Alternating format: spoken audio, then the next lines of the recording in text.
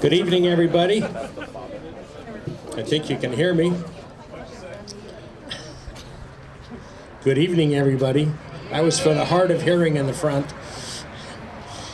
We would like to welcome you to our annual tree lighting ceremony here at City Hall. We have some very special things going on, but I think everything we do here on this night before our meeting is special. I'd like to introduce the people I get to serve on City Council. Closest to me is our Mayor Pro Tem, Charlie Rosales.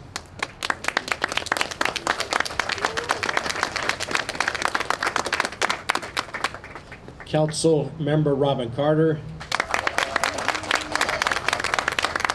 Council Member Muir Davis. And Council Member Tim Hepburn. Councilmember Tim Hepburn. Sorry about that, Tim. My apologies on that.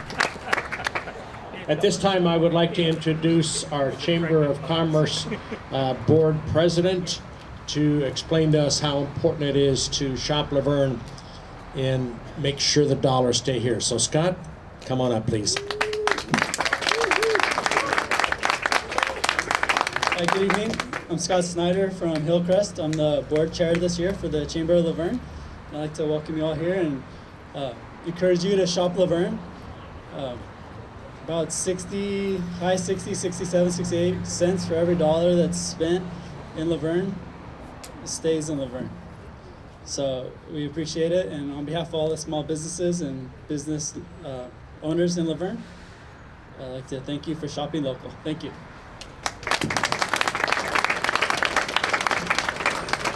Thank you, Scott. I think it's worth reiterating that when you buy in Laverne, 65 cents out of every dollar spent ends up in some form back in our city. So it's very important that we stay local and shop local. I've got some very special people here with me tonight.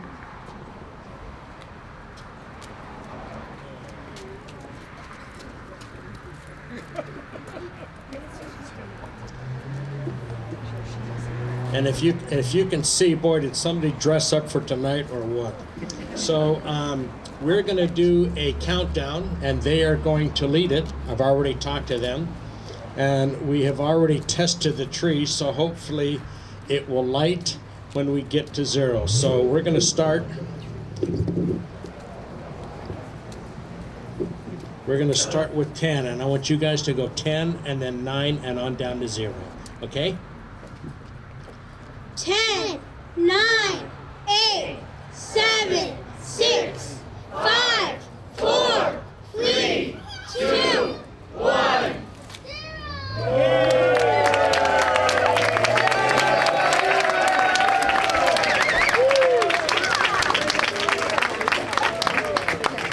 See what you caused? You caused lights and applause. Good for you. Thank you very much for our city clerk, Lupi Estrella. These are her grandkids. So it's an honor to have them here today. Thank you very much. At this time, probably the highlight of the evening is our chamber singers, led by the extraordinary Todd Helm. Todd, it's all yours.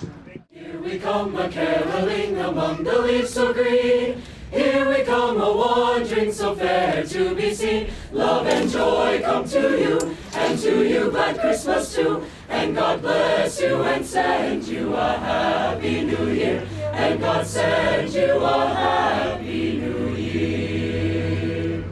Christmas, Christmas, Christmas in the air. Christmas, Christmas, Christmas, Christmas, Christmas in the air. Christmas in the air, Christmas in the air, Christmas in the air. Listen to the bells ringing out Noel's. Listen to the message everywhere that there is Christmas in the air.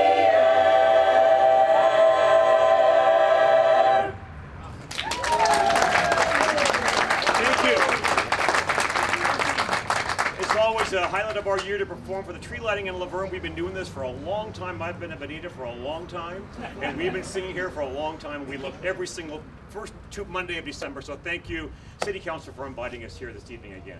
We're going to continue with a set of familiar children's Christmas songs performed by a group called Voctive, which is an a cappella group out of the Disney World Orlando area, coming on a Southern California tour next week.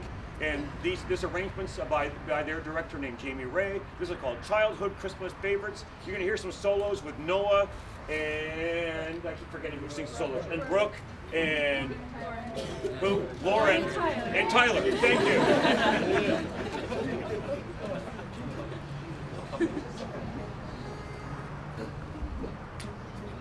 Thumpity thump thump, thumpity thump thump, thumpity thump thump thump. Oh, Frosty the Snowman was a jolly happy soul. With a cloak and a button nose and 2 eyes made out of gold. Oh, Frosty the Snowman was a fairy tale, they say. He was made of so. But the children know how he came to life one day. There must have been some magic in that old silk hat they found. For when they placed it on his head, he began to dance around. Oh, you better watch out, you better not cry, you better not pout, I'm telling you why. Santa Claus is coming to town. He's making a list and checking it twice. He's gonna find out who's naughty and nice. Santa Claus is coming to town.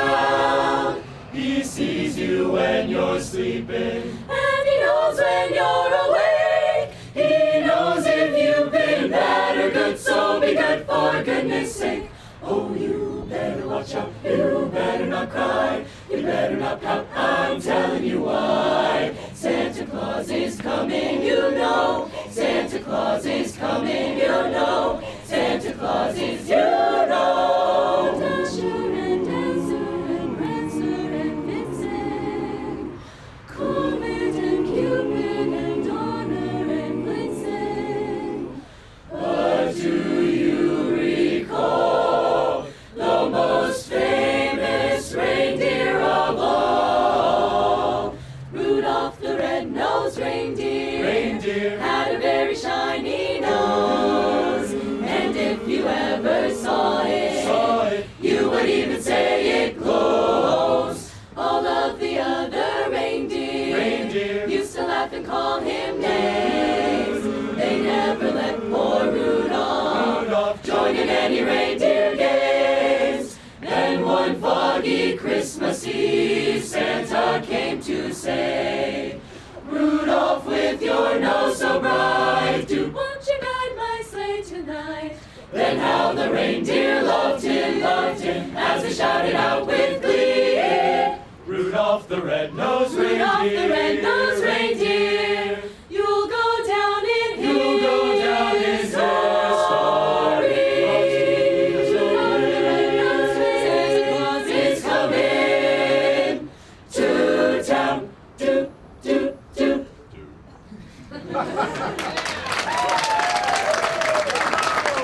Thank you. Thank you. We are very excited. We have a lot of performances coming up. Tomorrow night, this group will be across the street to the Methodist Church. 7 o'clock, a free concert. You'll hear all of our repertoire, some beautiful classical music, as well as some other familiar Christmas pieces. Tomorrow evening, 7 o'clock at the Methodist Church across the street.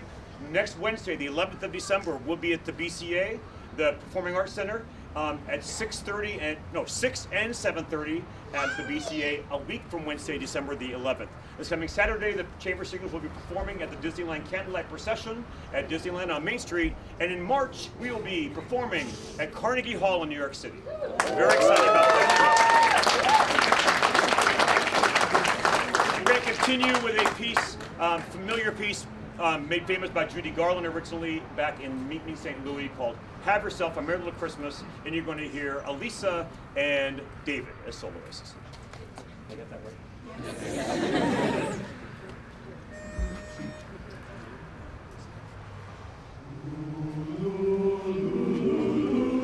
Have yourself a merry little Christmas. Let your heart be light. From now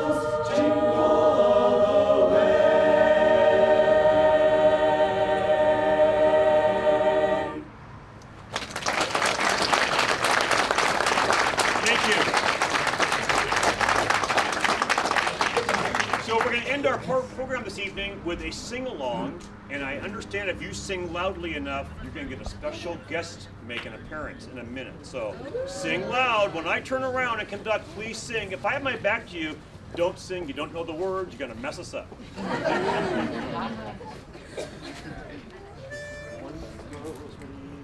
Dashing through the snow in a one-horse open sleigh, o'er the fields we go, laughing all the way.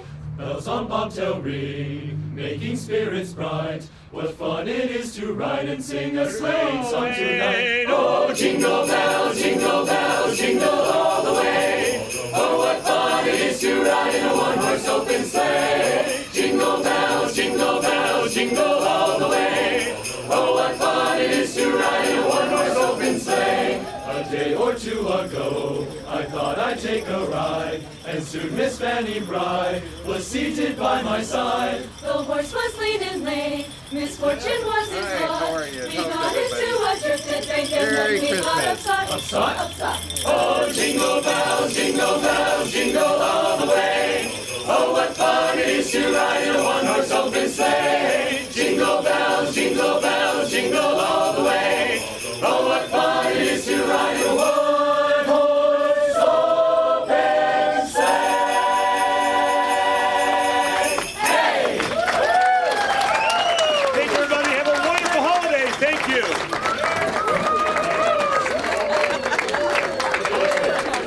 And because of Todd Helm and his wonderful, wonderful high school singers, Christmas has arrived in Laverne. Thank you very much.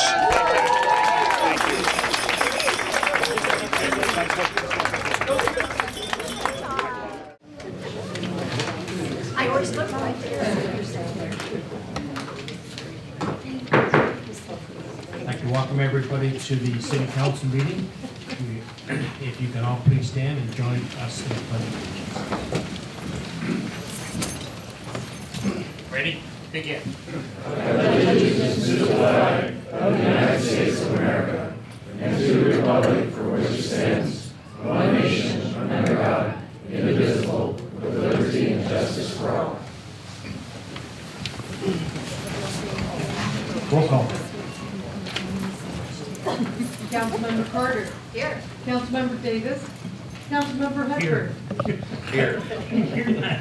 You're not wasting any time. Mayor Pro Tem Rosales. Here. And Mayor Kinder. Here. You might have thought we started late. Move into item 4, presentations. Old Town Laverne Business Improvement District is going to be making a check presentation to RSVP.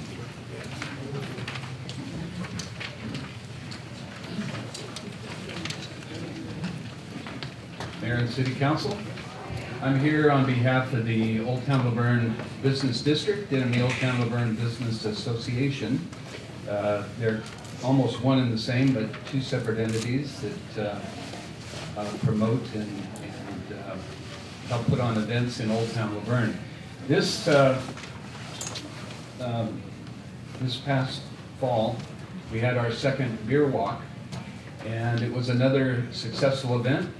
We had a lot of great support, and as we have done in all of the beer and wine walks that we've had so far, we feel that it's very important that we have a community charity partner, a nonprofit group that we can share some of the proceeds with. And so this year, the group that we decided to partner with is the RSVP program, longtime part of Laverne Police Department, and they've been helping with many events that we've had in Old Town Laverne, as well as the rest of the community for many, many years, and we felt it was fitting. Before we asked them to come up, I thought anybody who's been to Old Town in the last month or so, in the evening, will notice that there's something different downtown, and it's the tree lights. The first time I saw them all on, I thought, wow, this can't be Laverne. It's pretty magical down there. And this is a good example of how the funds that have been raised through the events, the beer and wine walks, are being put back into the district. And so $20,000 of the cost of those initial phase 1 of the lights came from these events. We have additional monies that we plan to allocate, and there will be another phase or two to bring lights to other areas on Bonita Avenue, run electrical. Right now, we're limited by the tree wells that currently have electricity in them. But the plan is to extend that along Bonita Avenue on the north side as well as on the south side and pick up some of the other areas that aren't being lit. But for a first start, you know, I think this is awesome. We've gone through a lot of challenges with the lights over the last 15, 20 years that they've been there. These are meant to last. They cost a little bit more up front, but I think it's really going to pay off in the long run. And again, you know, I say this every time, but we couldn't do any of this without the solid support of the city, yourselves, but in particular the staff. And from top management on down, Eric is our liaison, and he, you know, we give him some ideas and direction, and he follows up with it. But Public Works, as far as the lights is concerned, Public Works really led the way on making this happen. We have a little pressure on it to try to get it done in time for the fall and winter events, and it just looks spectacular. So I'd like to thank city staff and Public Works.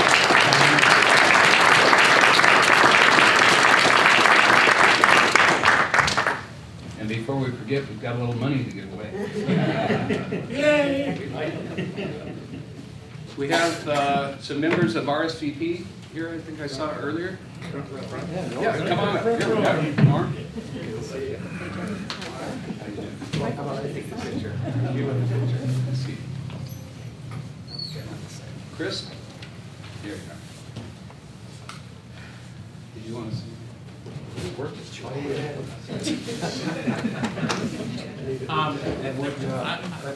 I want to say so. I'm going to broaden the scope a little bit of this.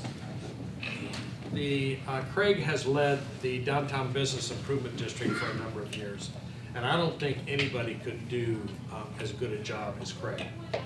Also, many years ago, probably 30 to 35 years ago, Craig was a council member, the youngest council member ever elected on the Laverne City Council. And before he got done, he gave the city something that I think is one of the cherished things that we have in Laverne. And I know Carol will appreciate this, but we have the Heritage Park with the old house and the lemon and orange trees. We have the park where we have concerts in the park, we have events and so forth. This is the man that had the vision for that and the stick-to-itiveness to make sure that it didn't get waylaid. And he didn't necessarily get all council support in the beginning of that, but aren't we thrilled that the youngest member of the city council was also the most tenacious and persistent. I don't feel so young anymore. That was a while ago. We were both kids back then. Yes, we were. But I would like to thank Craig for that, and then also the good stuff keeps coming around Craig. He keeps helping our community be the best it could be. So thank you, Don.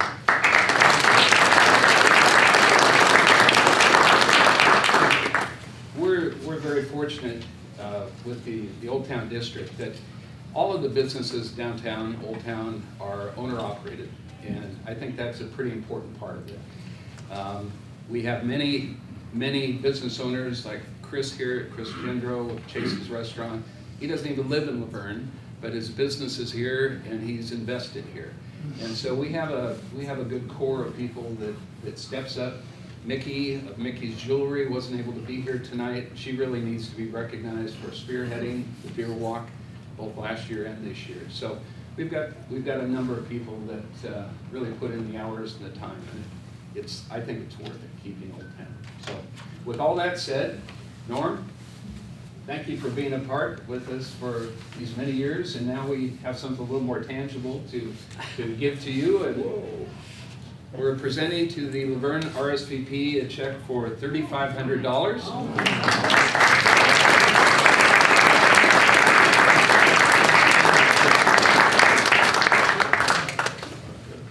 One more. And part of the deal, Norm, is you have to get a photo of you trying to cash this check. I just said on social media. In case that doesn't work, here's one that I was working with. You know, just let me say something here. Throughout the year, we get a little bit of money here and there, and most all of the money that's donated to our group, we have a small treasury, and we give that money back to the city in some way. You know, there are a lot of things the city can't afford, so it's nickel and dime here and there, but that's what our fund is for. And I want to say, last week, we decided to be Santa Claus and boil a little bit of money that we had left in our treasury. And we donated $5,000 to the police department to help them buy a new police dog. And that's something the police department is really looking forward to getting, because as a lot of you know, our previous K9 we had passed away. And this is going to be a big help, especially helping fighting crime. So again, I'm sure this will go back to the city in some form. But thank you again for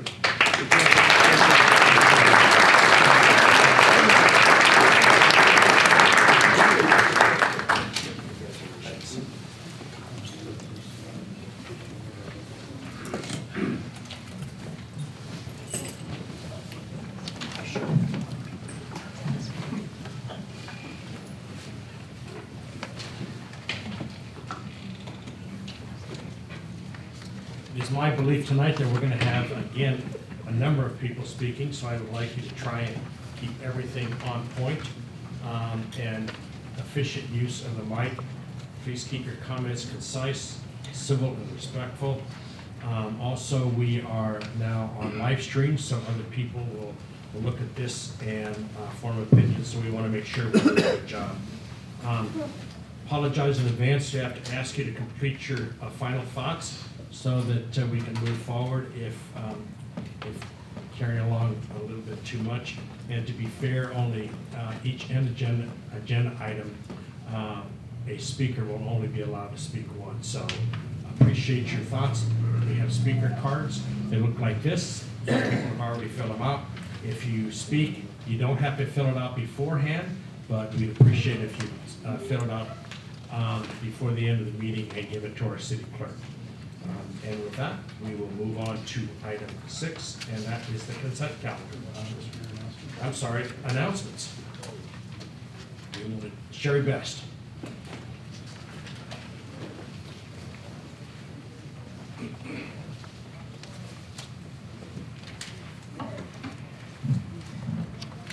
Well, almost Merry Christmas to the City Council, and Mayor Kendrick, thank you so much for allowing me to make 2 announcements on behalf of the Verne Historical Society.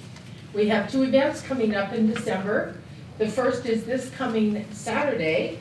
We will have a tour of the University of Laverne campus that is entitled Things That Aren't There Anymore, a guided tour of changes on the University of Laverne campus. So we're keeping up with the times by letting people know what's changed out on the campus. And that tour will be led by Ben Jenkins and Ann Collier. I will put a flyer out. The tour begins at 12:30. Rain or shine, if the weather's not good, bring an umbrella and wear sturdy walking shoes. The following Saturday, the 14th of December, the Historical Society is going to try something a little bit different for its holiday celebration. We're going to have a vintage gifts and music event on 3rd Street. That's going to take place on the 2600 block of 3rd Street on the corner of 3rd and G. And we're going to be available from 3 to 5 with a couple tables of vintage treasures, some bake sale goods, and then at 4:30 we have the Bonita High School Band. And they'll be coming by and playing some Christmas songs and getting everybody in the Christmas spirit. So come by and consider a vintage keepsake or stocking stuffer at our treasure table. Buy something good to eat and have some hot spice cider and a couple of cookies on the Historical Society. I'll put our flyers out on the table. Thank you so much. Thank you, Sherry.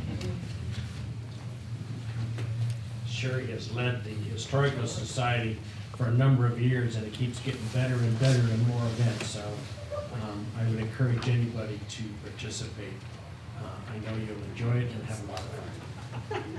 somebody's pointing at somebody to make sure they. Charlie just joined. He just leaned over to tell me he did join. He's really happy. Chris? Good evening, Council. Wanted to alert everybody that this Saturday is the downtown annual holiday stroll, rain or shine. And it ends up in Monero Square with the lighting of the Christmas tree, the reading of Old Holy Night, and lots of great business opportunities that night. They'll be announced by music that we have carolers strolling, and it's just a great year. Last year, I think we had over 1,000 people come downtown. It is a rain or shine event. If it happens to be particularly stormy, we're gonna move Santa Claus to the voyeur between Cactus Coffee and Papa's, right there where the stairwell is, so they can get out of the rain, so the kids don't get disappointed that Santa's not there. But it's a great time in downtown, and it's festive, and you get to put your Santa Claus clothes on and all that kind of stuff. So please hope to see you guys all downtown this Saturday. Starting, I think, around 4 o'clock, we'll start gathering, and the lighting of the tree is right at 6 or so. Okay, thank you. Thank you, Chris. And I get to say the night before Christmas, Paul. So that'll be cool. Okay, George.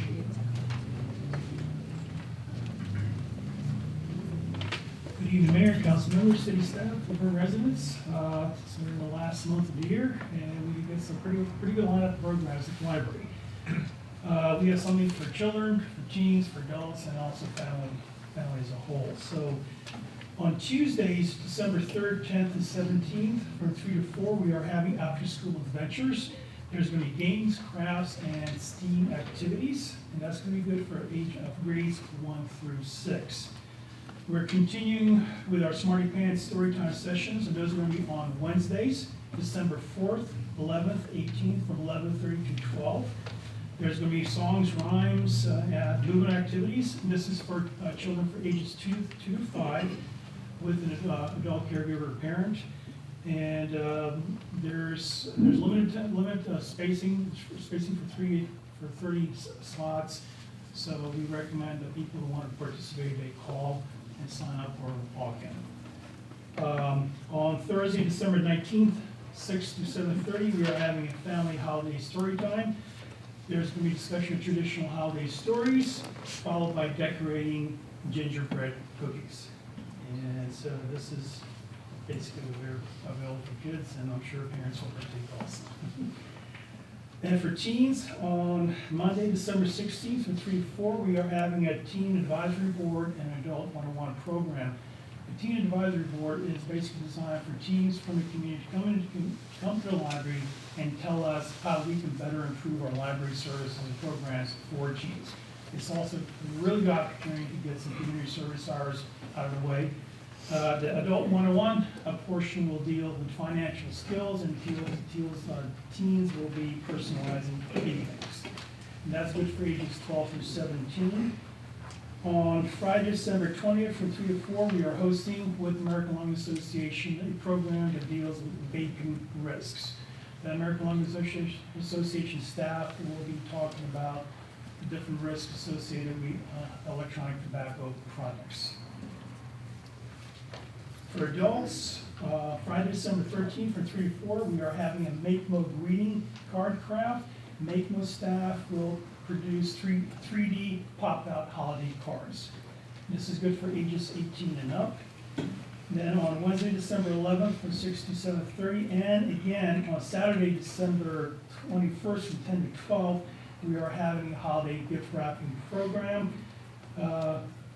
People will participate, will learn about the history of gift giving, and also while enjoying holiday music, hot cocoa, and while they wrap their presents. We will provide the paper, the bowls, the things that customers can wrap their presents. So if you got your presents for the holidays and you haven't wrapped them and you want to get it off your to-do list, come on to the library. We'll let you handle that. Who would have thought? And that's good for ages 18 and up. Also, the first 3 weeks of December, December 2nd through 20th, actually starting today, the LA County Registrar Recorder's Office is displaying their new electronic voting machines that will be used starting next year at the March 20 elections. They have a demo machine in the lobby. They have some additional literature to hand out. Staff will be on hand and I'll lead you through it. So if anybody's interested in finding out how these machines are going to be working next year, please come to the library and have one of the staff kind of guide you through it. That's good for ages 18 and up. And lastly, for everyone, on Saturday, December 21st from 2 to 3, we are having a holiday Celtic music. Peggy Skolov on the harps and Susan Winsberg on flutes will be featuring sounds of the winter season. So if you want to enjoy Celtic, classical, and holiday music, and also original compositions, please come by to the library. There's something for everyone here. We ask you come and support us. And also, by all means, if you want something at the library, whether it's a particular performer or program or topic matter that we haven't presented to the community in the past, please let us know and we'll see if we can get it on the schedule. Thank you. Doing a great job, George. Thank you very, very much.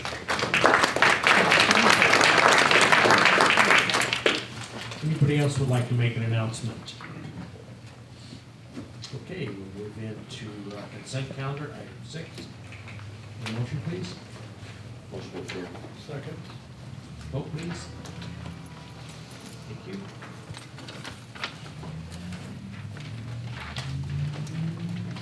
One of the things that we just voted on was 2 houses that have, historical houses that have just been approved to go in the Mills Act. And that is a process where the property taxes are lower, but the heritage of the house stays intact for the community to enjoy and for the homeowners as well. And the 2 houses, one was on Bonita, 2642 Bonita, just east of I Street and the south side of the street. That had a lot of people through it. I've been in the house, so I know the work that has been done and will be done on this property. Are the owners here of this? There they are. You got a lot of work cut out for you, because I read the list. Don't get discouraged, it's wonderful. So thank you very much for taking this on, really appreciate it. The other house is on Bonita, also the other side of White in the 2400 block. It is a house that for probably 40 years had the most respected citizen live in it, and that was Oscar Marshall. Oscar Marshall started the banking business in Tennessee, came out to California, specifically Verne, and really never left the community. He was an avid member of the Methodist Church, and it was probably because of Oscar Marshall that the graduate church was actually built. He was the one that put together Scott Romick, who was Romick Chapel, and who was the largest benefactor. And because of that, part of the buildings are named Marshall Hall, Sunday school rooms, and church office, and so forth. If you are downtown and you look at Chase's, I know Chris, you may not know this, but when he took it over, there was a huge vault in it. That vault was left over from the First National Bank of Verne. I can see somebody in here that I know was in that bank. And he was the Citizen of the Year in 1955. The university had a special appreciation for him. He was given a day, Oscar Marshall Day, one of the most respected people, I think, in the history of this town. And that bank that he built, that brick building, was known as Oscar's Bank. Not Chase's, not the bookstore, not Wells Fargo. That was Oscar's Bank, and anybody that's been here a long time will tell you that that's actually the name. So I ate lunch at Oscar's Bank today. So, but so who's the owners of this house? Because I hopefully they're great. You got a great house, great heritage. There's 2 people that you didn't know. You said you don't know where 2 of the people are. Well, Sarah Fages was Oscar's daughter, as you know. She was a banker. She stayed in Laverne and worked in the bank for her whole career and stayed there after Oscar retired. So she never left Laverne. I'm not sure she lived here, but I think so. Charles retired as a city employee, and his house, he lived out on Bonita in 1700 block, just this side of it was across the street from the university.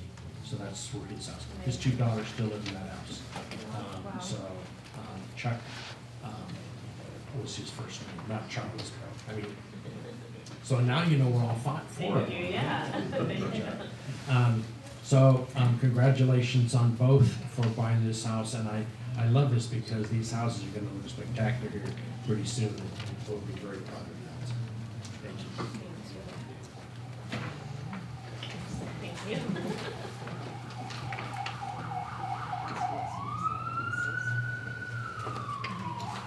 Okay, we'll move to item 7 under other matters, adoption of ordinance number 1087. Bob? Yes, Mr. Mayor, I'll take this item. As council is aware, at your last meeting, you heard that you took the first reading of the ordinance took place, a ballot measure on the March 2020 election. The staff report before you tonight has 3 separate components to it, all attached to the tax measure. First is the final reading for adoption of putting that ordinance on the agenda. This will be the last action you take to affect that. The second 2 resolutions are the establishment of the oversight board that is identified in the tax measure, that should it pass, it would be established. And then the last is the spending guidelines that will be given the directions to the oversight board on how the council wishes for the dollars should the additional revenue come in should be used. I'll go back and summarize a little bit of those 2 in a little more detail. So the oversight board, the composition will be 5 members, 5 residents. That will be selected for 4-year terms, staggered terms for the council. It's suggested that they have some experience in finance, banking, or retirement, I forget how we worded it here, planning. Thank you. The committee that's comprised will meet is expected to meet at least a minimum of 3 times. Once at the time of the budget preparation, before the budget is brought forward to council. Secondly, at the mid-year, prior to council getting their mid-year report to review the dollars that had come in versus projections.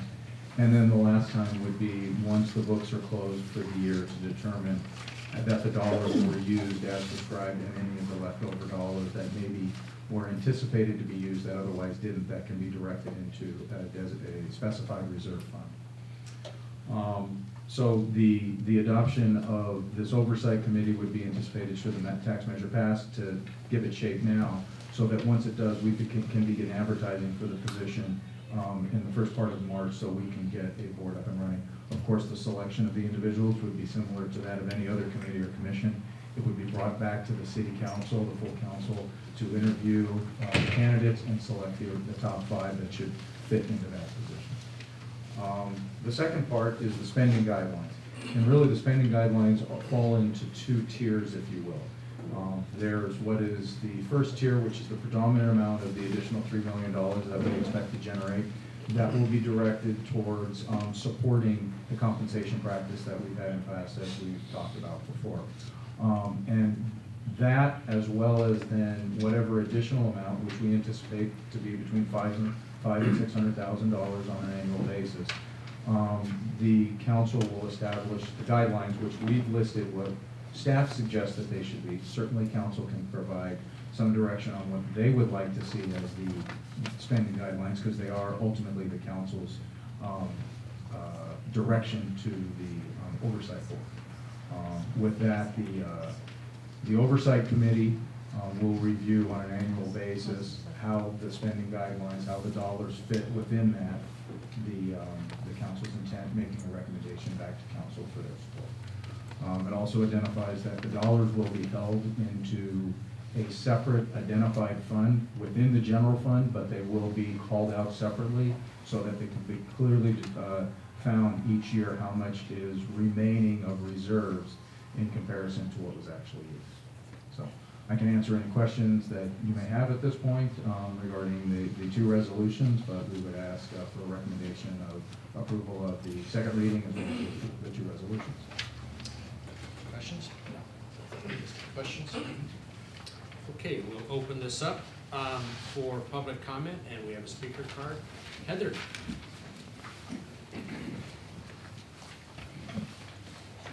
Good evening, my name is Heather Hills. I reside at 2729 3rd Street. I'm here officially to, if the sales tax does indeed pass by the citizens of the city of Laverne, I'm tossing my hat in to be considered as one of the committee oversight members. Some of you know I worked for 25 years for Metro, the countywide authority for LA County, and I have had extensive experience of Measure R and Measure M. I know about guidelines and oversight committees, and I was intimately involved in all of those. I know about the good, the bad, and the ugly, and I dealt with billions of dollars. And besides that, I don't care about that. I care about Laverne. And I would really like the opportunity to bring my experience and my heart into this. Thank you. Thank you, Heather. Anybody else would like to address this?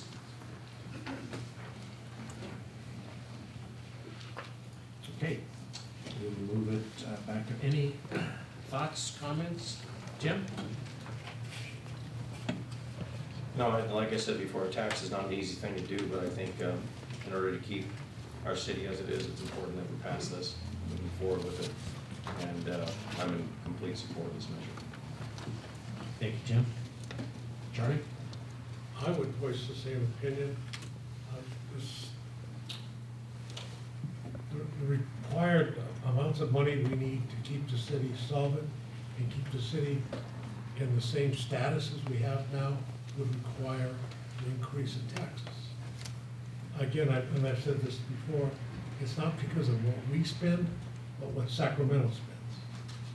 And when they overspend or when they do things that put us in a position where we have to follow their guidelines or their restrictions on how we spend money, that's not something where we've made a mistake, but where we have to cover what the state wants to do. So it's unfortunate, but again, I agree with Councilmember Hepburn. We have to raise the tax. I always come back to the quality of life that we all share here in Laverne. We all moved here because of Laverne, the reputation they have here for schools and for the community. We offer so many wonderful activities, as you heard tonight, just with the downtown, what is offered, Historical Society, the library.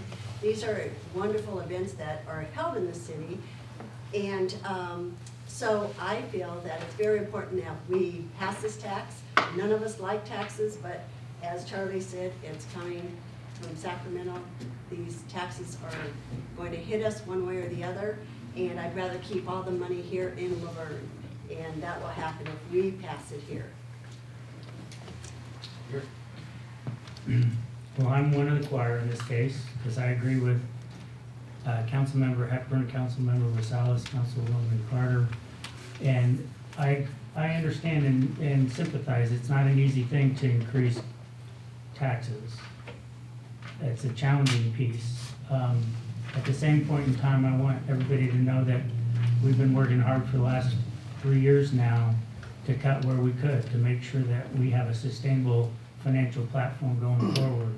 So we dealt with our pension obligation and reduced that expense by over $20 million. We engaged in a contract to save $6 million through the waste management program. So we've been doing the things that we can do, as well as smaller things to trim costs here and there. But it really is a discussion that we'll have for the next 4 months or so about the quality and services Laverne wants to have. And a yes vote means that we want to maintain services and the quality that we're currently receiving. A no vote will mean that we're willing to settle for less. So that's a serious discussion that we should continue to have, and we'll have time because the election is not until, or the vote isn't until early March. So please find people, let's have that conversation. But I'm in support of raising these taxes and increasing the income so that we can pay our public safety personnel. Thank you, Mayor. There's not much left to be said if you agree with my four colleagues, which I do. I think the first thing that you have to think about when you make decisions in Laverne is what's it gonna do to my quality of life? Is it gonna increase it? Is it going to stay the same, or is it going to decrease it? And as my colleagues have said, we've done a lot of cutting. And you look at, you know, the who presented the award tonight, Downtown Business Improvement District. Since 2014, our restaurant sales have gone from about $4 million to over $10 million. So there's a lot of effort being made to increase the amount of economic development in this community, but we are not able to sustain what Charlie said the state has thrown on us. So if we want to keep the quality of life in our community, then we have to look for other sources of funding. There's no better way to get it, in my opinion, than to get all of something and not just part of something. About 2/3 of the sales tax revenue is generated from residents in Laverne, and about 1/3 of it is generated from outside Laverne. It doesn't make it any better. None of us want to raise the taxes. But I think it's important that our quality of life continues as we see fit. That's why we're all here. So I am in favor of passing this and along with passing the resolution. So my question is, how would you like us to go through this, Bob? Thank you, Mr. Mayor. If we could take the ordinance separately from the resolutions, that would be great. And the motion would be to waive reading in full and adopt the ordinance. I move that we waive reading in full of ordinance 1087 and pass the ordinance. And I'll second that. Vote please. Thank you. And then the resolutions? Okay, resolution number 1991 and 1992 to form an oversight committee and spending guidelines for the increased tax from Measure LV. I make a motion to adopt resolution 1991 and 1992. Second. Vote please. Thank you.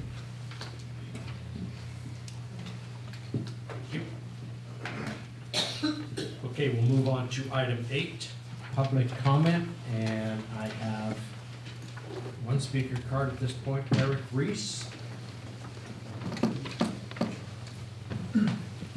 Good evening, Mayor. Good evening, City Council members. Hello, my name is Eric Reese. My comment for future consideration is on a proposal that can help make the city more resilient to extreme temperatures and can help improve quality of life while also reducing healthcare costs and roadway costs for the city. My proposal would be for the city to partner with the county and state in looking into the possibility of using porous reflective pavements as preferred roadway material in the city and for potential regulations in future building development. Porous reflective pavements can reduce pavement surface temperatures by 11 degrees Fahrenheit, can reduce sound levels from vehicles by up to 6 decibels, can reduce air pollution by reducing cooling demands, and can recharge groundwater supplies by absorbing up to 90% of stormwater runoff. These benefits are possible due to the ability of the pavement to reflect heat away from the surface, as well as allowing for evaporative cooling to occur. Porous reflective pavements also filter out particulates and reduce water pollution, meaning that they're able to perform the same function as wastewater treatment plants, but for free. Reducing pavement surface temperatures by up to 11 degrees Fahrenheit would help immensely in reducing healthcare costs by reducing heat exposure hospitalizations by 393% and stroke hospitalizations by 3%. Porous reflective pavements also help reduce roadway costs through their flexibility. Because porous reflective pavements are not rigid, they are able to tolerate seismic events / earthquakes, extreme temperatures, and weathering at a higher rate than traditional pavements. This results in a decrease in pavement cracks and potholes that occur from pavement stress. Researching the feasibility of porous reflective pavements would help save the city money over the long term, especially in healthcare costs, public works costs, and municipal water costs. With the upcoming rollout of LA County's Measure W program in a few years, as well as SB1 funds and LA Metro local return funds, comes the opportunity to leverage local funds with state and federal funds in establishing a program that can achieve many benefits out of one cost of repaving roadways.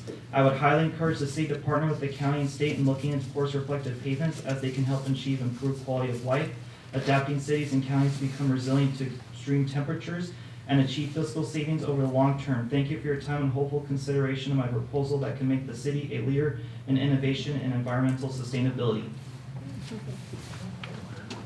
Thank you very much.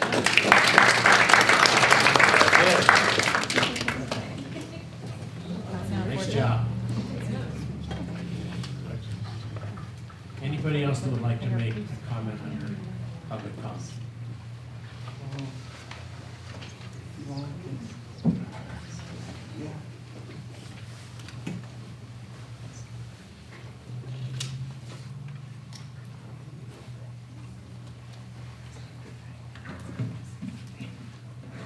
Mr. Mayor, City Council, City staff.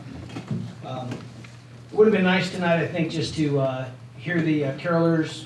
We talked the Pledge of Allegiance, and we could have called it at that. But at the last meeting, I was asked by Councilmember Hepburn to know the truth.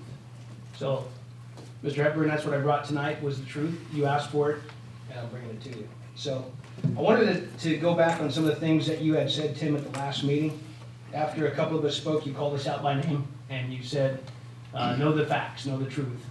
So I brought that tonight. I'll try to be brief and get through this, because some of it we talked about last time, but I'm going to leave you with just what you asked me for. And that starts with the municipal code in this city, 2.04.110.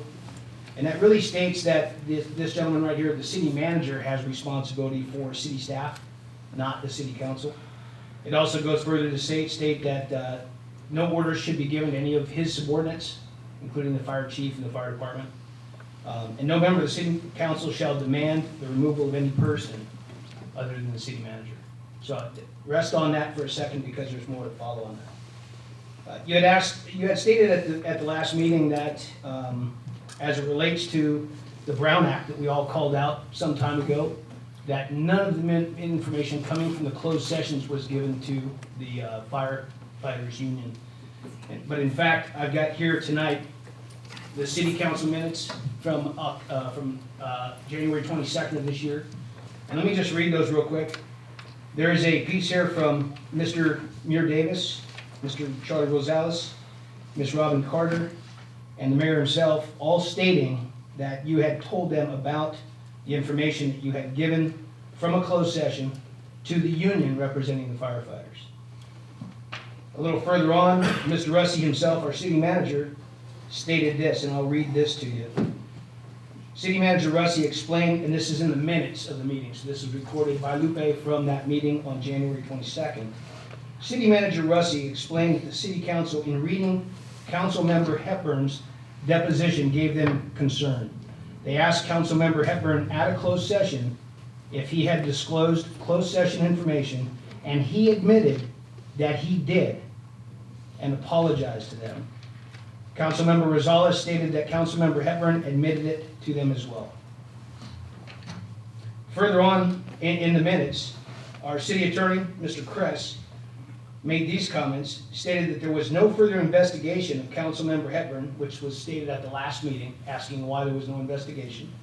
But there was no investigation because Mr. Hepburn stated that he was, or I'm sorry, Mr. Kress stated that he was in the room when Councilmember Hepburn confessed to council that he disclosed closed session information and apologized to them.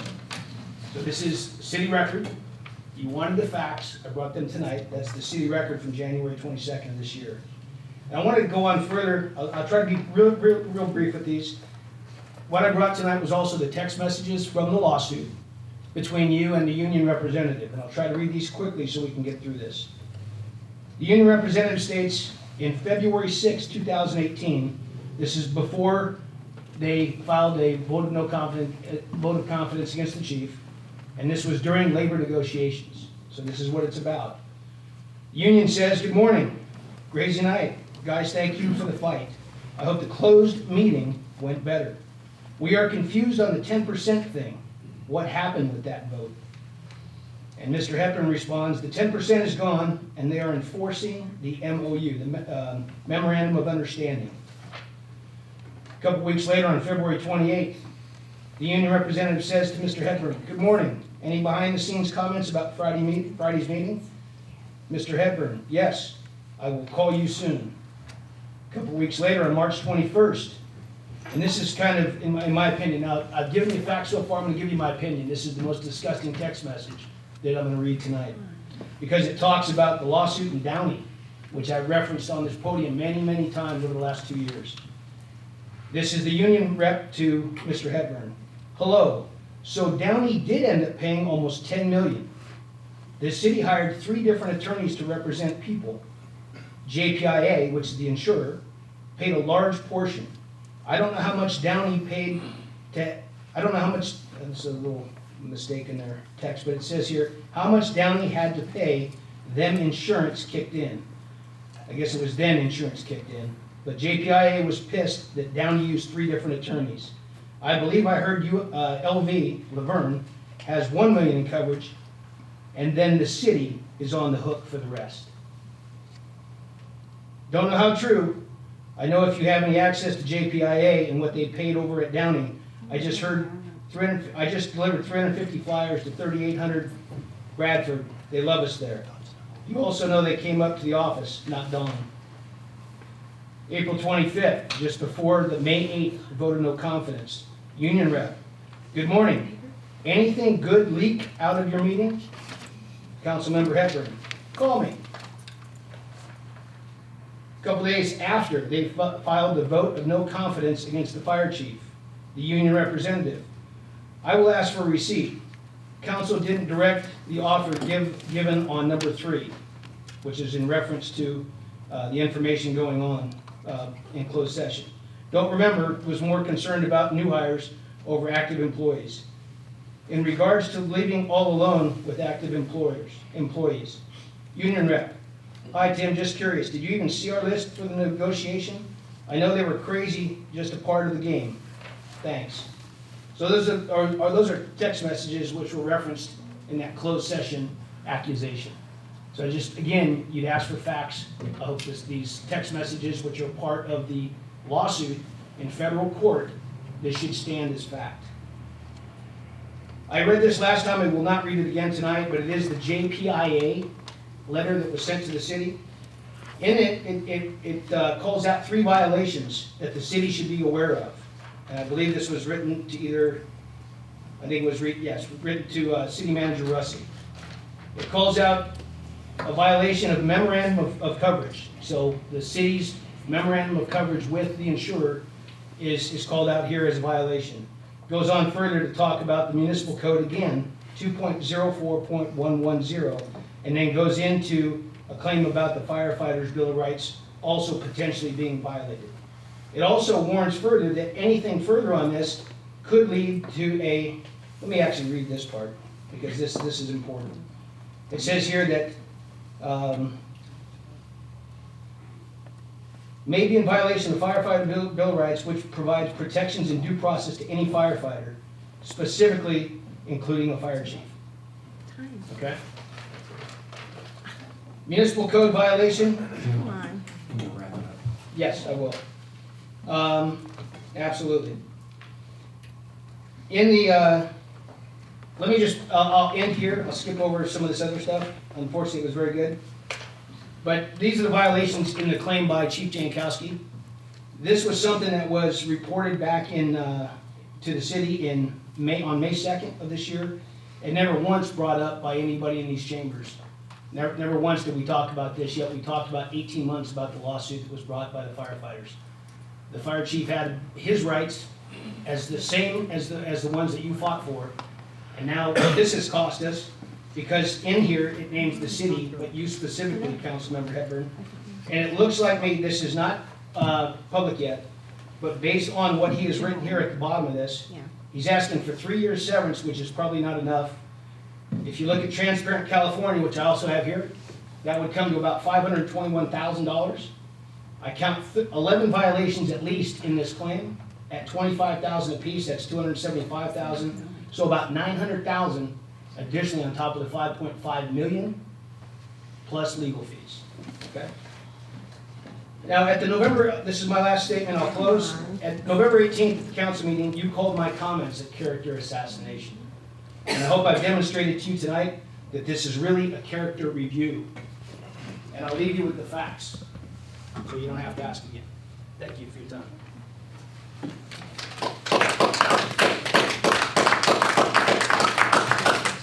Okay,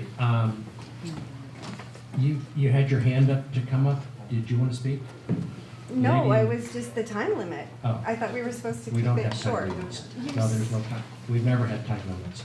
It was 3 minutes. No, we don't have time limits. You can only speak once on an issue, but you can speak. And you said to keep it short, so I was just. If you want to come up and speak, No. I'd be happy to. No. Anybody else would like to address the council on the public comment?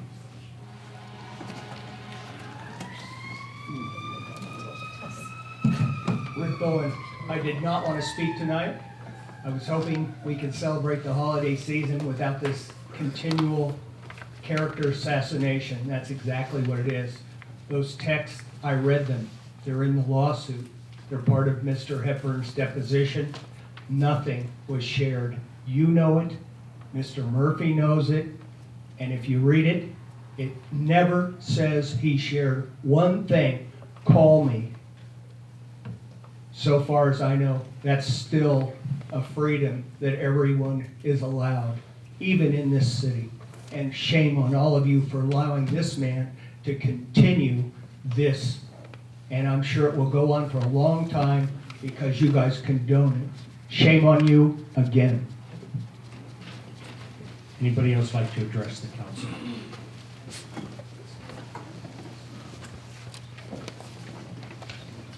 Thank you, Rick McGurn. I would request that the city council discuss, consider setting a time limit so people can't get up and just ramble on. Thank you. Thank you. Anybody else like to address the council? Okay, Chris.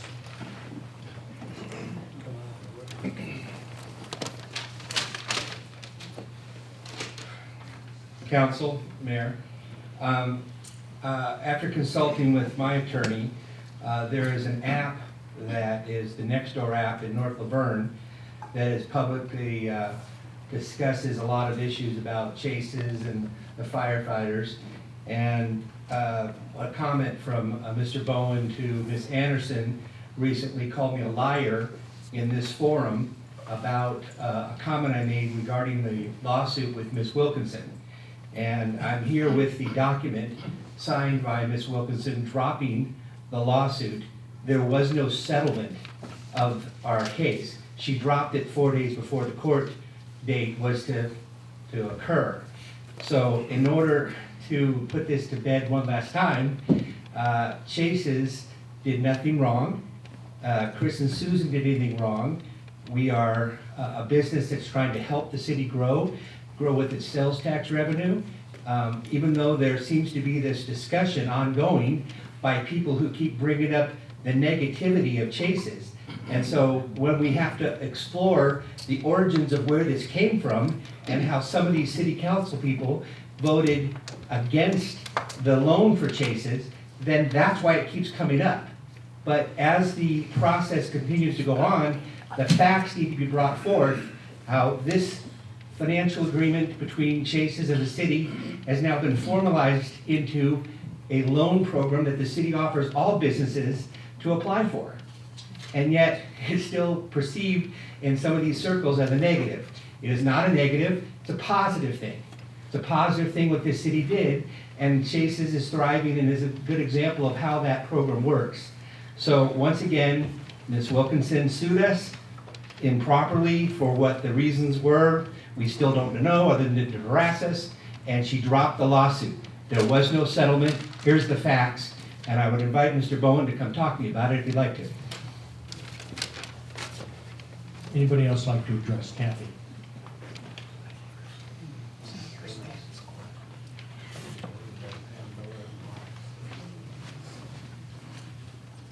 Kathy Lusek, 3rd Street. I was also called out at the last name by name as needing to, as doing the character assassination and needing to have the facts. And my facts are the same as what Jim presented. But the reason why, because a lot of people have said, oh, get over it, get over it. The reason why we're talking now is for over 18 months, we watched people like Mr. Bowen stand up and say, shame on you to the council, everybody else. I saw on social media the actual character assassination where they were called the Gang of Four against our, their person that they admired. And I admire these other people. I admire a lot of things also that Councilmember Hepburn does, but a lot of the things I felt were inappropriate. So last meeting, I spoke to those things because those were on the agenda. But there's a lot of people out here that when we tell our side of the story or the other 4 council members, oh, we're bad, it's a character assassination, they get heated and angry, storm out of the room, and we want our say. I'd like to get over this, but I think until we clear the air and everybody gets to tell their side of the story, I don't think we can shake hands and forgive each other and move forward. I think there's always going to be this underlining resentment from the firefighters. Last meeting, people talked of the text messages that said some very unflattering things about the other council members that the union leaders had to say about our other council members. And I just think that somehow we need to talk about both sides, we need to shake hands, and we need to move forward, but I don't think we can do that until we clear the air. The other thing, just to clarify, they set time limits when we're in the big room, but we've never had an official time limit in here. So, anyway, thank you. Anybody else who would like to address the council? Gilbert.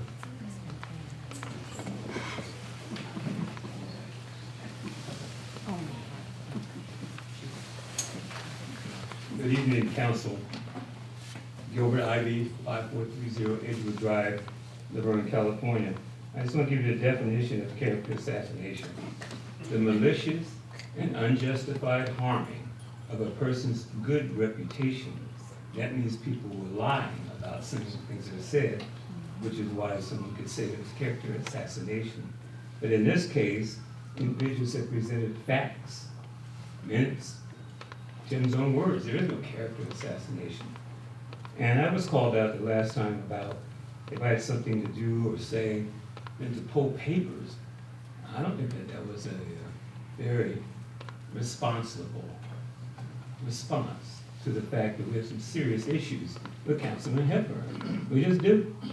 And I think it's time, as Kathy mentioned, that we do have a clearing of the air. I'm still waiting to hear how we're going to deal with the settlement issue and making public some of the closed session issues. But I think that will help clear the air. So I'm hoping that will come forward. And I also think it's very important to understand that the violations that Councilman Hepburn has brought upon himself in endeavoring to continue to represent the fire officers union, rather than the 32,000 people that live in Laverne, continues to be a problem. His statement that I'm only sharing this information to help the citizens of the community pale in comparison to the fact that the harm that's being brought and the division that's happening in the city. And I know that Tim feels that he's justified in doing what he's doing, but we, the people, also have things that we want to have represented. And it's not just the fire officers union. We love them. They've been in my house many times. But we also love our police, and we love the citizens, and we love the library. We love other things that are going on. So we're asking, again, Tim, for you to consider whether or not, being where you are, whether or not the mayorship is right for you.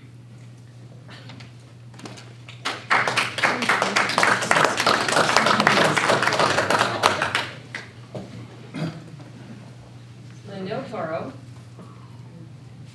You all serve a purpose here. I just am appalled at things that are being said. You can hardly stay in your seat. And everyone has, nobody's perfect, but there is a lot of things that many people would like to say about my character, everyone's character, people in the room. I don't think we should say everything we think in our mind, and that possibly people say things that in the heat of the moment might feel good to them. And we all care about this city. And coming up here and specifically drawing people out and assassinating their character is wrong. And we have to do something about this.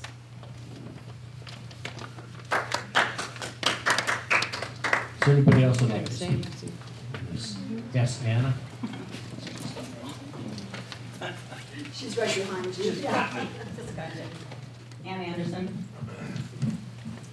First of all, my name's been mentioned twice now in meetings, and last time it was about, this is stupid, okay? But if everybody's gonna come up here and be stupid, I'm gonna be stupid too. Jim Murphy said something that he came up after me and said I said something, and Lynn said something, and then I looked at the tape and we didn't say that. So, that was, I guess, a character assassination, I don't know. And then Chris just said that Rick said something to me on next door. Well, I didn't even answer Rick because I knew nothing about it. Why did my name come up? I don't know. Anyways, I asked you guys this time, last meeting.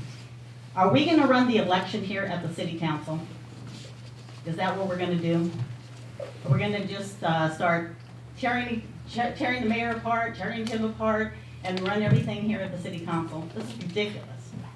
I mean, isn't that should be done outside the city council? Isn't this for business, the city business? The city's never gonna heal like this. It's never gonna heal, having this come up at the city council all the time. This should be done wherever the campaigns are done outside of the city council. I know I mean, it's obvious. Let's just call it what it is.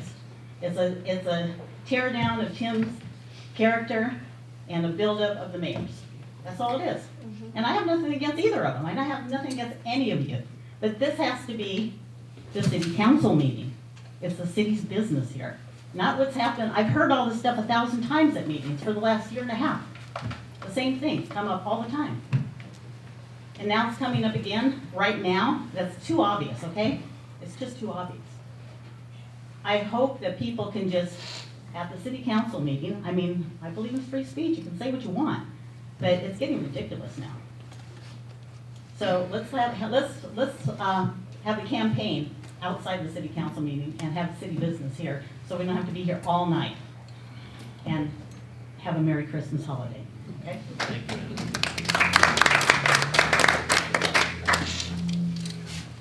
Anybody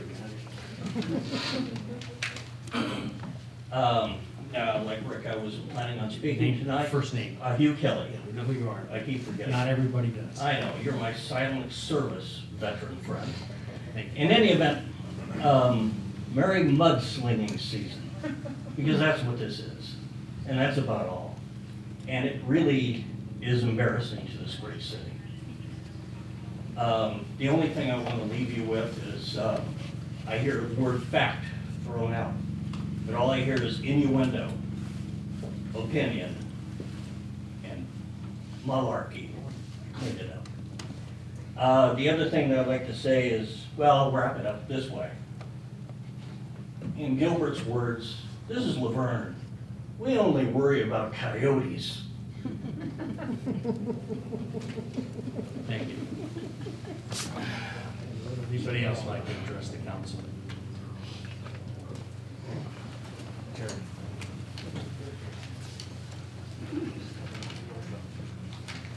Terry Prentice, Laverne, Wendell Street. Good evening, council members, Mayor Petberg, and, Mayor Kendrick, and city staff.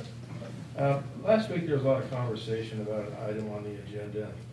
I listened to a lot of it, and I walked away with some unanswered concerns.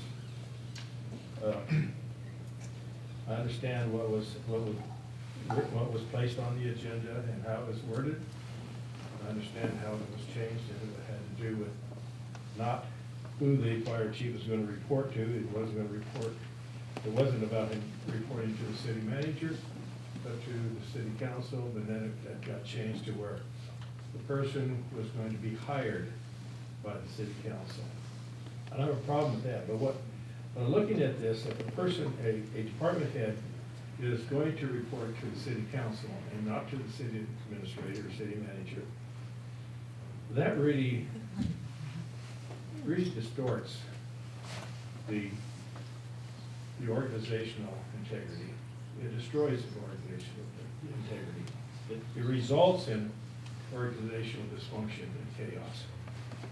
Because you have a lot of things that a council member is not going to be able to handle. Things like workers' compensation, state disability, personnel issues, insurance, capital budget items, and the budget itself. Has to work through the normal process, or you destroy it. And I hope it was not a thinly veiled attack upon a very fine city manager. I've had personal experience with Mr. Russi, and I found him to be very professional in everything he does. And I think that a mark of a city manager is the staff that they have. It's simple. And we have a fine staff. I've had interchange with Chief Paz, Barry. Everything has always been professional and all that. And if it was an attack upon him, I would just want to remind people that we have a neighboring city, Upland, who has gone through 4 or 5 city managers in the last half a dozen years. Now, my oldest daughter and her family live in Upland. We have friends in Upland. And according to them, it is all political attacks and why they cannot keep a city manager. I hope that's not true here because, you know, when my wife and I first came to Laverne in the early 60s, we lived here a year and then employment opportunities took me elsewhere. And we got back in 1970 and many years since then. And I've always been at a sense of comfort knowing that we had a good city government. From the days of George Caswell to present, we've had city government that made good, prudent financial decisions. And that's why we are in the position that we are today with the credit rating that we have. So I don't know if that was whether that was somebody that convinced Councilman Hepburn to bring that up as attack on a city manager, but I certainly hope not. And I would hope that any person running for any position in council would leave the city staff out of any political attacks. Let them do their job. We don't need that in our city. The council should be on the improvement of Laverne and not on what we're gonna do with the staff. Secondly, there's another possibility there that really concerns me. And that is if that suggestion about how the fire chief would report to the city council instead of the city manager. If that came from one of the people who, in the fire department, feels they are in position to maybe become the next fire chief, but they don't want to report to the city manager.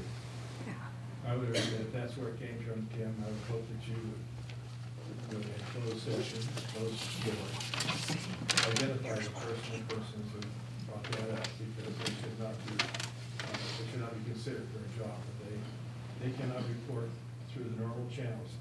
We don't need any prima donnas. We need people who want to come in here and work and run the department and bring the professional level up. So, thank you very much. Thank you, Chair.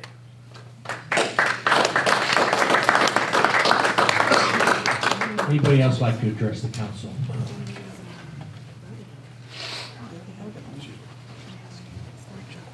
Good evening, Mayor, City Council, staff.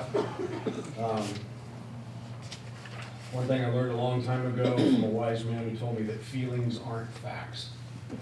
And they're just that, and they're feelings. And what I've noticed here over the last 18 months is one thing for certain is this council chambers have certainly become a lot more busy than they have been in the last 5 or 6 years. Minutes, I'm sorry, Lupe, but your hands are probably getting tired from all the minute taking that you have to do these last 6 or 7 months, but that's part of city government. The upside to what I see is many more citizens and residents in the city of Laverne have become involved with their city instead of just standing back and sitting on the waylay and watching things happen. And that in itself can be a good thing. While challenging, it can be a good thing because we now have more people involved. The other comment that I have is we are now approaching the holiday season. And in the holiday season, we live in a city that is full of senior citizens. Those senior citizens that may be troubled by the disease of Alzheimer's have an extremely difficult time this time of year.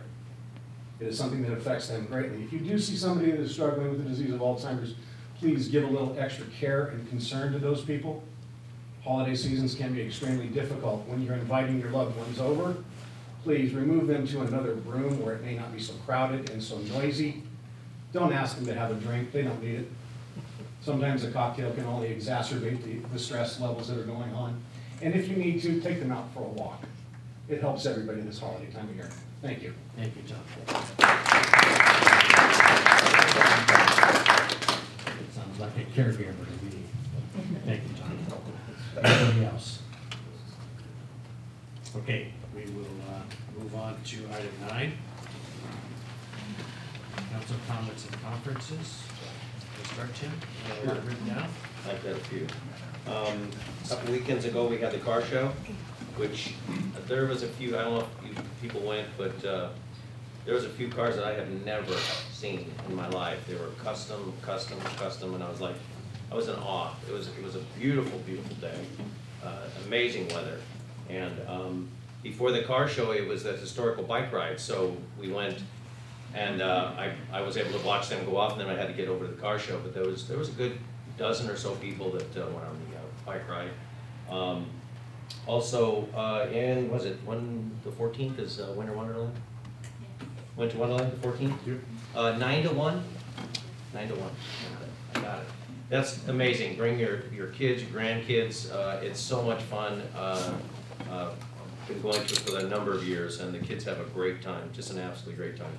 And Mr. Scahill, on your comment on the seniors, Rotary, it was the week before Thanksgiving. We put together 75 bags of Thanksgiving with a $10 gift card for Vaughn's to get turkey and for each family, and we went around to the mobile home communities especially, and then there was I think 10 to some senior apartments, and brought them went to the mobile home communities, and people that were in need of food and things that couldn't quite make ends meet. So we were able to do that along with, I think there was like 12 or 15 Rotarians, and we all hit our area and brought the baskets. And great responses. Just people just that don't have enough to finish the day. Sometimes it meant a lot to them. So that's what our community's about. That's why we're such a great community everywhere. So, anyway, thank you. Everybody have a happy holiday. If we don't see you before the Christmas. Thank you, Jim. Next. I will join Councilmember Hepburn on the Winter Wonderland on December 14th. That is a lot of fun. I can't wait to take my grandkids to that. It's been a compressed calendar in the fact that we've already entered the Advent season leading up to Christmas, and it was only Thanksgiving just days ago. So hopefully everybody had a happy Thanksgiving, happy holiday season, Hanukkah, Christmas, Advent, and all. Charlie? I hope everyone had a wonderful Thanksgiving. You all remember that we have men and women in uniform that are in harm's way, both here in the United States and abroad. Please keep them in your thoughts and your prayers, and let them come home safe. Thank you, Charlie. I want to address some of the comments tonight. I want us all to think about something. For the last 25 years, my focus has always been on children, the children in our community. I served the school district, and that was truly one of the greatest times of my life, because you're impacting kids. All that's going on in this community, and with Facebook next door, these nasty comments, all I can think of is the young youth that are reading these comments. And they get disgusted, or it brings out the meanness in others. Let's stop that. Next door, I've read a couple, and it is. And I don't like the word character assassination, because I don't believe that is what anyone's trying to do. We're grown adults.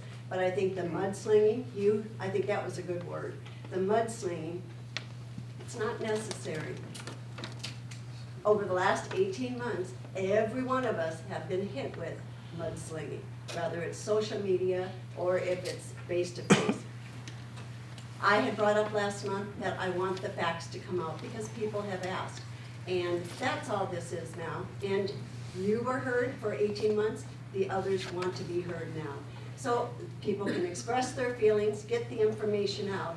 But from this moment on, let's stop the negative comments on Nextdoor.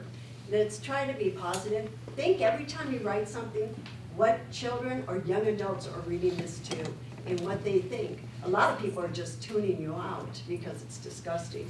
And as far as our firefighters getting involved in Nextdoor, I read a couple, and that's disgusting. They're city employees, and I respect every city employee, but I don't respect when they start insulting council members, where each and every one of us, which I respect everybody up here, is giving their own time and energy to make this a wonderful community. So I ask everybody, please, just really give it some thought, what comes out of your mouth. Thank you. Thank you. Last Tuesday, we had our monthly Youth and Family Action Committee meeting, and I'm going to talk a little bit about that because I was asked to write some stuff, and I was shocked at all the things that we've done over the years. But I'd like to start off by talking about something that an executive member of Youth and Family, Denise Fisher, has, and she's a past Jack Huntington Award winner, which means she's Citizen of the Year. And a number of years ago, she started a program to help Leroy Haynes and David Margaret kids have a better Christmas. And so she has reached out and probably has 100 people that are helping donate $125 each or more to give gifts to David Margaret Home residents and Leroy Haynes. Well, recently there has been a change in David and Margaret, and the girls had already filled out their requests, and then almost within a few days there was a change, and a lot of those girls were relocated. Not this weekend, but the weekend before, and I don't think she slept, but every one of those girls that were relocated received their Christmas packages of their requested clothing and so forth. So we have somebody that is an absolute angel. And if you run across Denise Fisher, please, please tell her thank you. And this is I could just touch base on some stuff that the Youth and Family Action Committee does, because I think it's really important in our community, and Robin really talked about it, is our kids and what this community means to the young people. In 1992, there was a new council member named Dan Harden that ran on youth issues. He was a high school teacher, he's retired, but he wanted to make a better life, especially for students that were at risk in our community. And we certainly have those in Laverne as well. So he got together with the Assistant City Manager, Jeff Farberg, and at that time, the Police Chief, Ron Ingalls, and they put together what they call the Red Ribbon Committee. The problem is that the Red Ribbon Committee is thought about as a one-week event in October, so we changed the name. I have been involved in it since 1994. I've been on that executive committee 19 of the 25 years that I've been involved in it. Currently, I'm chair, and Robin is vice chair. We kind of share the leadership of this. But I'd like to kind of go through some of the things that this group has done to enhance the quality of life in Laverne, and especially for kids. And originally, it was gangs and drugs and graffiti. So one of the first things they did, they purchased a graffiti removal machine, and with a commitment to remove all graffiti within 24 hours in our city. That policy has never changed. And so as you go around the city of Laverne, and by the way, there is a graffiti hotline, 596-8787, and that will be taken care of. Another early success was sting operations in stores selling tobacco to minors. Number 3, the committee encouraged this is just an aha, the sports committee, or the committee, the Youth and Family Action encouraged the sports committee to meet monthly, and from that commitment came the idea of the sports park at Bonita High School. That was a $6 million transition of Bonita High School to a sports park that is open to the public when the school is not using it, and it did not come from city funds. Every 15 minutes was initiated, which is a program to discourage high school students from drinking and driving. There's a simulated accident that's set up in front of Bonita High School right before the prom to expose this, and your students are actors, and it's pretty gruesome if you haven't seen it before, but I think it really sends a message to the students. Every 15 minutes is named because every 15 minutes there's a traffic death from a drunken driver. Number 5, the DARE program was started, which grew into the school resource officer. And is Frankie here? Frankie, wave. This is an amazing young man, by the way. He has the students at Bonita High School absolutely loving this guy. He's not, I mean, he's a lot softer than he looks. I just have so much admiration for this man and what he does for the kids at Bonita High School. Also, Ramona with some special programs at elementary schools. Number 6, the mentoring program began, which pairs upper-level University of Laverne students one-on-one with in-need students at Ramona High School. The university, through its service learning program, they supply about 15 to 20 upper-level students every semester. So that's somewhere between 30 and 40 that go one-on-one with the middle school kids. It's been a huge success with over 500 middle school kids in the last 15 years having one-on-one with upper-level university. And some of the success stories that we've had from people that were falling through the cracks is staggering. 7, lunch, and this is something that came as an aha, summer lunch program was developed at the request of a committee member with the realization that our students on free or reduced lunch, which we do have some, which is a federal program, stop getting lunches when school is out in June. And they don't get those lunches until when they go back to school in August or September. We now have a program, all with donated money, and it's administered through Bill Gary's Community Services Program. Bill, thank you for that. We add a community or kind of an athletic program with it, so it's great. Our latest accomplishment has been in specific topic videos on Facebook. It's a quick and timely messaging to Laverne residents, to the parents especially, to get some of these things out. You heard something George talk about vaping tonight. It's an epidemic with our high school students. We've heard a statistic in our Youth and Family Action meeting that says 80% of high school students have tried vaping.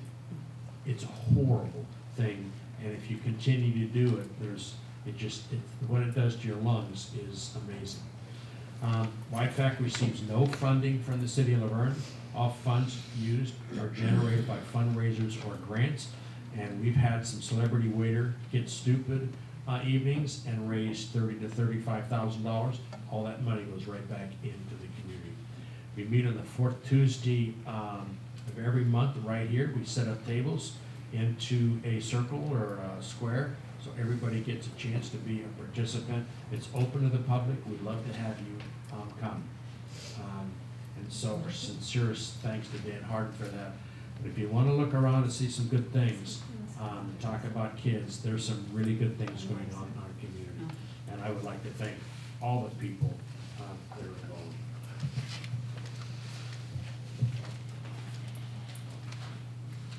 Okay, we are moving to item 10, closed session. Yes, Mr. Mayor, we do have a need for a closed session. We'll get that mixed up. 9-4 under government code section 54957 .1, subsection A1A. We'll be meeting regarding the Amherst property, to give direction to the negotiators, city manager, and the city attorney. Any news to report afterwards? There may be. Okay. We will be recessing to closed session. Our next meeting is scheduled for December 16th, 2019. Be the last meeting of this year, and 6:30 in chambers. Thank you for attending. You too.